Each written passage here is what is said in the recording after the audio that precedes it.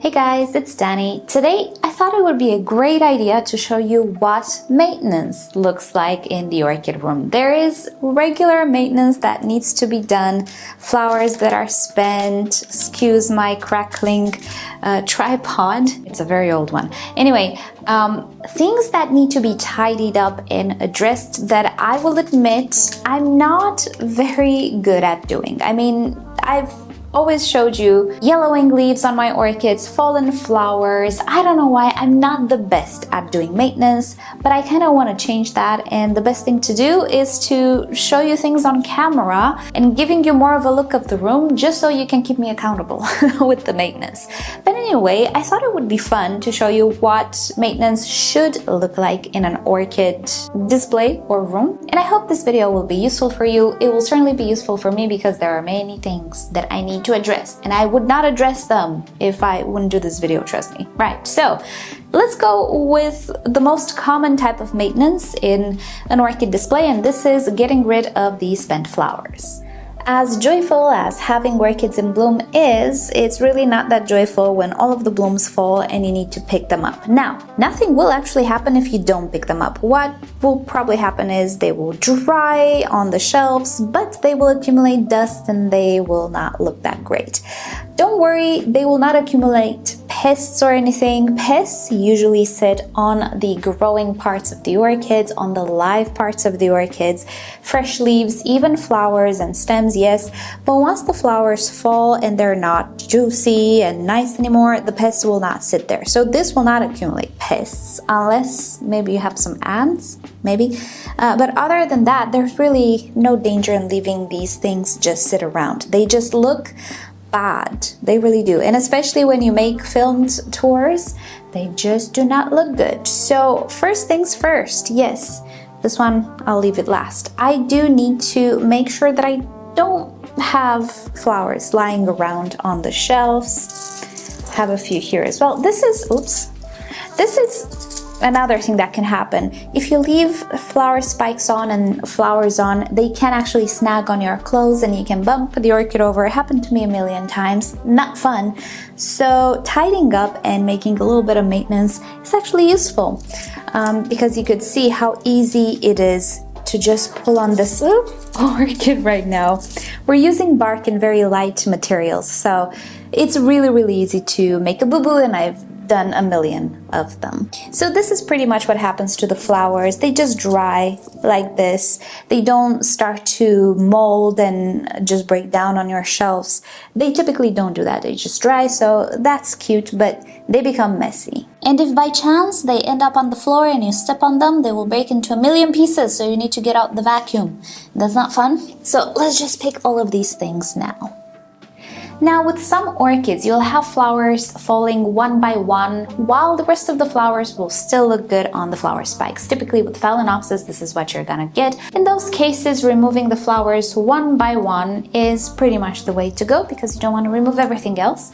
But in the case of Cattleyas, mainly, when the flowers start to fall, pretty much all of them will start to look bad. So to make your life easier, in these cases, I think you should just remove the entirety of the flower spike, which is what I'm gonna do in this case.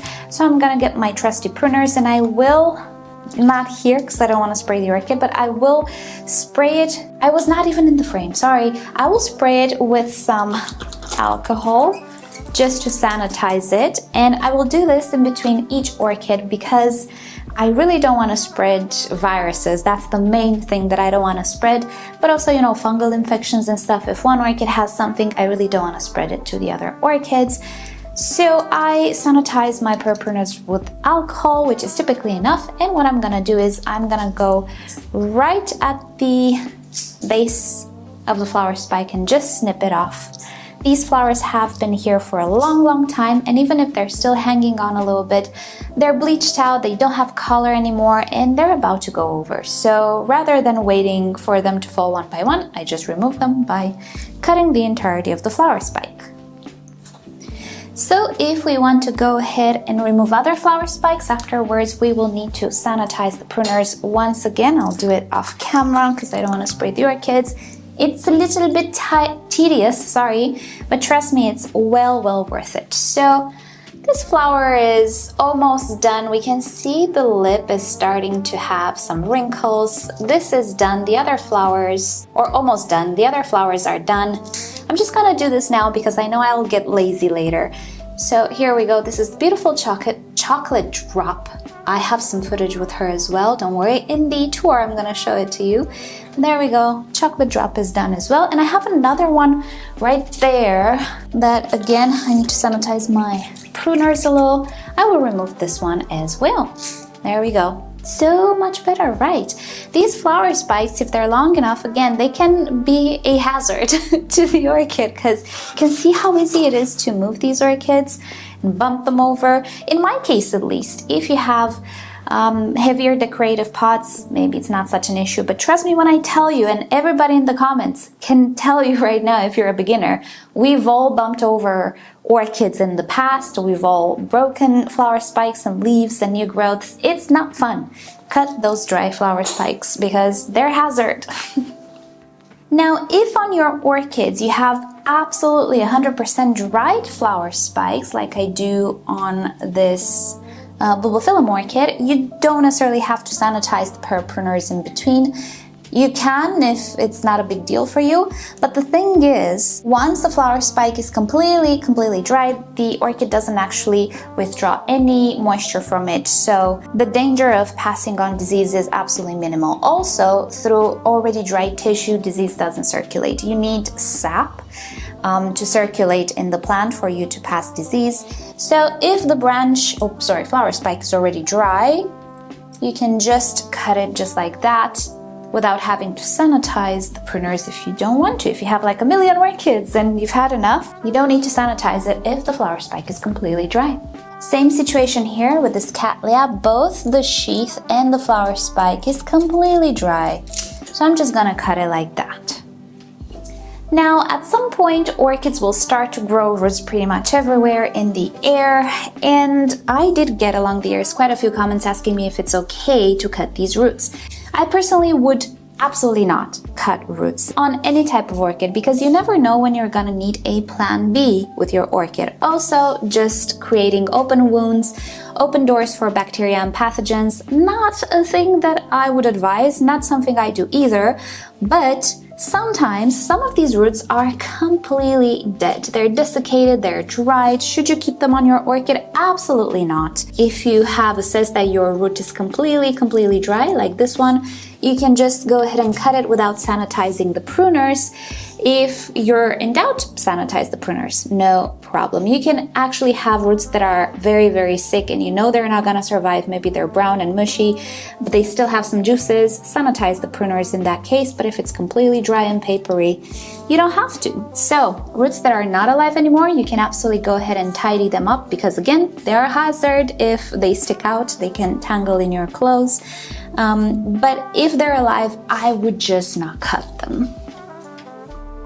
Now, the wild root situation is especially happening with Phalaenopsis orchids. So if you are a very seasoned grower and you absolutely must cut the roots, don't let me tell you what to do. Enjoy the hobby however you want. But if you're a beginner and you don't know what to do just yet, please do not cut these roots until you make up your own mind and maybe you do some experiments first and you decide you disagree because you already have knowledge. Absolutely fine, do whatever you like. But if you're a beginner, leave these roots on. Yes, they can be a little wild, they can be pretty, you might like them in the end. Try to make sure they don't start to climb walls because yes, they will stain walls, and if you pull them off the wall, they will take the paint with them. So make sure. Also, furniture as well. As you can see, I actually have glass here on my lower shelf because I did have some roots. Maybe you can see a little here that started to grow attached to the wood. They will do that. Walls, wood, anything, they will attach to anything. So when I detached them, they actually left a mark because I pulled them together with, I think there was a bit of a varnish on this wood here. They pulled the varnish off. So yeah, they can be a bit of a nuisance sometimes when it comes to furniture. Make sure that you protect the furniture, but also I would not cut them. But as you can see, there are some reasons why some people would want to cut these aerial roots. Not everybody does it. It's not necessarily right or wrong at this point. Depends what you know about your orchids. So you can see some people do cut them, want to cut them because they pose some damaging properties, while other people make sure that they protect the furniture or they place the orchid further away from the wall. You know, that's a bit of a do your own thing type of situation. But if you don't know anything about orchids, don't cut anything. Just be mindful that the roots don't actually go on furniture and destroy it. Now, together with spent flowers and yellowing flower spikes and everything of the sort, you will also have some yellowing leaves. I don't have too many on my orchids now because I recently showered my orchids and I took care of all of the yellow leaves and spent leaves. But typically, and especially with Phalaenopsis, you will have bottom leaves just drying, yellowing and drying regularly. Once a year, maybe you will have a few of those leaves. And typically it happens after the flowers are spent or right before the vegetative season. Mine don't have yellow leaves anymore, but what I would do if you start to see the bottom leaves yellowing, first of all, not panic because it's probably normal.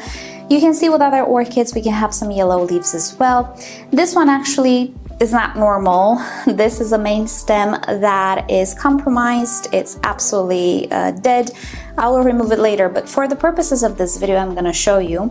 Imagine this leaf was at the bottom. What I like to do is let it completely dry out, not start to cut it while it's still juicy, let's put it like that. Because when it's dry, it will just come off really easy from the abscission point. The abscission point is a line.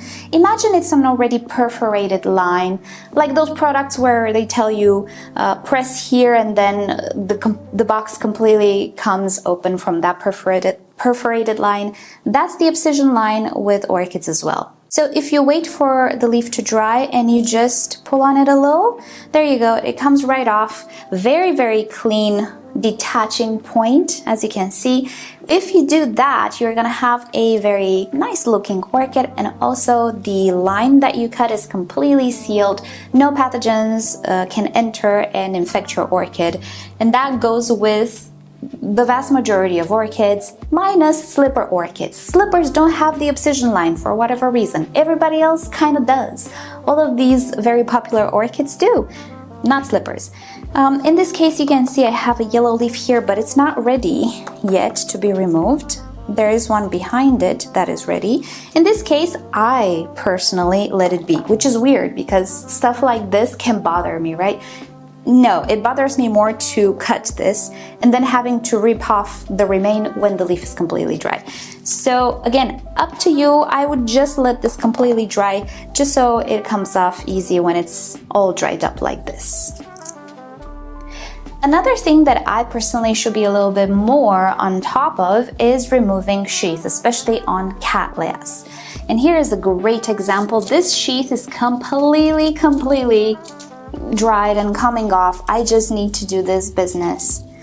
And I should go ahead and do it to other orchids as well. I saw another one.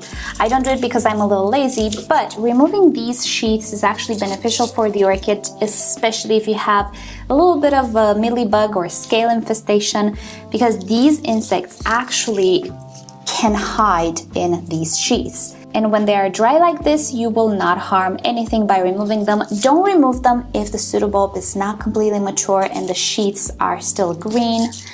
Are you in frame? There is an example right behind this orchid, that one.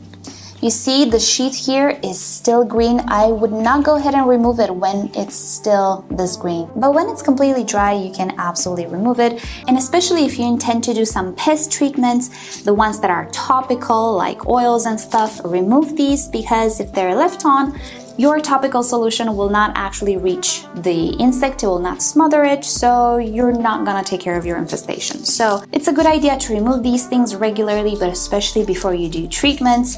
And I will admit, I'm not on point with this, but I will try to be a little bit more because I do have a few mealybugs in my collection. Now, side note, if you're wondering why this sheath here is a little crooked, well, there is a flower spike with buds growing inside it, and the flower spike decided it wants to curve. One morning I came into the grow room and I saw this curved and I was like, oh no, did I break it? No, actually there is a flower spike inside. It's the first time this orchid blooms. I'm very excited, but the flower spike decided it wants to be a little curved. Tis what it is, some are curved. Now here's an orchid that requires a bit more of an intervention. This is part of maintenance as well. Sometimes you will have complete pseudobulbs just shriveling, yellowing, just going away. This happens as well for various reasons. You can see the leaves on this orchid are also getting pale and the pseudobulb is shriveling while the rest of the growths look plump and nice. It is clear to me that this pseudobulb is going to die for whatever reason. Now, it's not completely done yet, so what I want to do is try to save the base. It might have a little bit of an infection that started up top. I don't know. Whatever the case might be, it's not dead all the way through. If it was completely dry all the way down, I would cut it close to the rhizome, close to here. But because it's not, what I want to do is try to save the base, because the base of the pseudobulb has some eyes. So I want to save it in case it decides to produce new growth, because this was actually a newer cane. It's not a very old cane, this one. So what I will do is, first of all, sanitize my pair of pruners. Check if I'm in frame, I'm in frame. Right, so what I want to do is cut it, let's say, an inch or 2 centimeters or so from the base, right here. Yeah, as you can see, the pseudobulb is still green, which is good. It is what I want. But this up top here is almost dry. It's not looking good. So in this way, I'm trying to save the very base, which will produce new growth in the future, hopefully. There is a chance that in the end, this will die off, it will dry off as well, case in which I will go ahead and remove all of it, but there is a chance it will survive. Now, since this is quite a big open wound, you have two options. Let it be and keep the orchid dry, or apply a little bit of cinnamon powder. Yes, the cinnamon intended for food, for cakes and stuff. You can put a layer just to build a little seal here that will protect the orchid from pathogens. I don't actually have cinnamon here, so what I'm gonna do is just keep this area dry. It is so hot and so dry in this room right now, it's not even funny. So I don't actually have issues with reinfections so much in this area because it's just not humid. I also don't splash water around, and when I water I can be careful. So I'm not gonna put cinnamon, but just so you know, if you want to create a little bit, actually, let me show you a cheat. So what is cinnamon? It's grounded bark. It's a very aromatic bark, but it's bark. So remember a couple of videos ago, I showed you that my bark levels are low and I'm left with only the dust of the bark? Well, we can use this dust on the wound like this. There we go. And hey presto, we have created a seal, a barrier. Doesn't smell as nice, cinnamon. And it will do the same thing as cinnamon. Now, I will give it that people say cinnamon also has some antifungal properties. I cannot attest to that. There is no way for me to test it other than pure anecdotal, because I really don't know the chemical formulations of cinnamon. So I don't know, and I don't care about that supposed feature of cinnamon. What I care about is the fact that it's grounded bark, and here I have grounded bark. So for me, it will work in the same way. There we go. That's a little cheat if somehow you don't have cinnamon at hand. But again, somehow you have some bark dust. Right, so this one is done. And lastly, the last thing on my list is to check for mealybugs and pests. As I was saying, here and there I have some mealybugs that I am treating, spot treating actually. I'm not gonna go ahead and use a systemic insecticide or anything. I'm not about that life. The way that I treat whatever flare-up I have of mealybugs is with some alcohol. So I can either spray it, and this is isopropyl alcohol, by the way, which is not as harsh as ethyl as far as I can tell. instead of just spraying it there, I'm just gonna wet my finger because I don't actually have some cotton buds at hand. I know, I'm so unprepared. But there we go, I took care of that little Millie bug there. And especially if I have on the flower spikes, you know, I can do this business and then rub it in. Yeah, buds usually don't care about the alcohol because I'm not creating a lot of alcohol on it. I'm just gonna brush a little bit the buds and the flower spike, and hey presto, we're good. So that's another thing that I personally do because I have the mealybug situation, but I am so much more in control of everything now that I don't have the ant infestation, because the ants were actually carrying around the mealybugs. How awful is that? Yeah, they were doing that. But yeah, that is about it for maintenance. And I know I only showed you a few things, but when you put them all together, it takes a while for me to go ahead and do all of these things. So you can see how I can get a little bit lazy. But pretty much that is the type of maintenance that I do most often with my orchids.